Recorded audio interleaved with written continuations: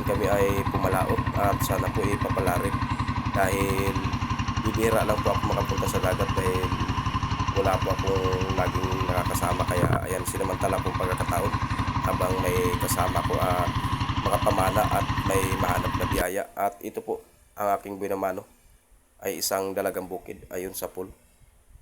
Yan po ay dalagang bukid or kabase kung tawagin naman po dito sa amin mga ka-TV. Ayan, isang uri po ng sari. At dito po sa pangalawa ay isang bibiran po or lipti na parang tilapia po ang kanyang katawan. Ayan, nakuha na po natin siya. Yan po ay napakataba yung isda na yan mga ka-TV. At bibihira lang po kami makakuha ng ganyang klaseng isda dito mga ka-TV. Isang bibiran. At dito po sa sumunod ay isang dalagang bukid pa rin po mga ka-TV. Ayun sa pool. Ayan, nakatatlong sari na po tayo mga ka-TV.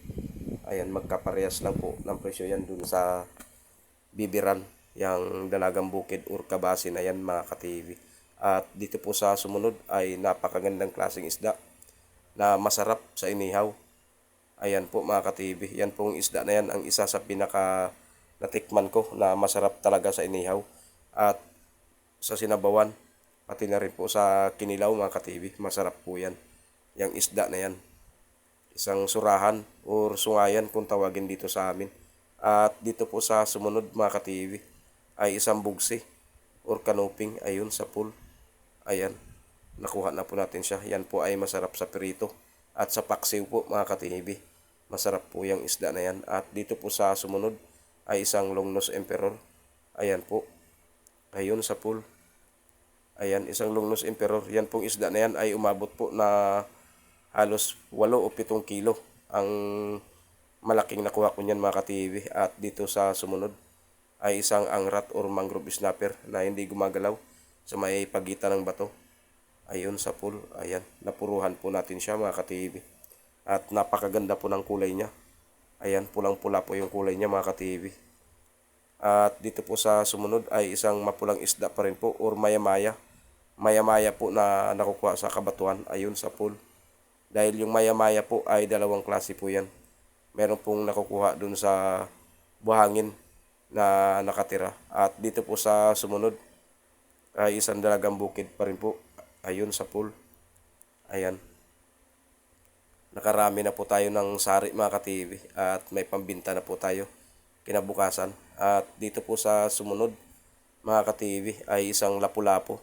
Ayan, nakatago po ang kanyang ulo. Nung nakita ko kanyang ulo mga ka-TV, ayun sa pool.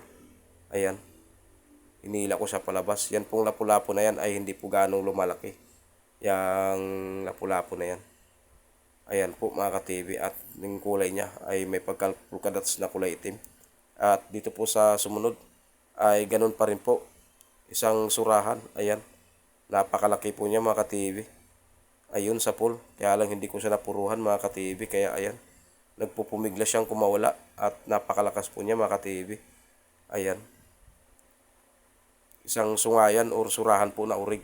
At yan na rin po yung huling dive ko mga ka-TV. At hindi ko na po nakuha na ng video lahat dahil nalubat na po ang aking camera pagkatapos pong nakuha yung surahan na yan mga ka-TV.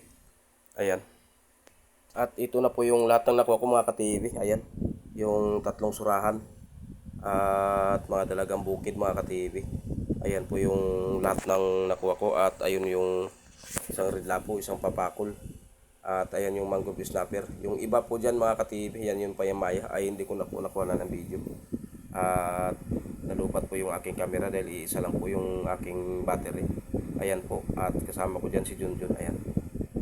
At ayan, kinikilo na po siya mga ka-TV at kukunin na yan ng magbibinta. Maraming salamat po.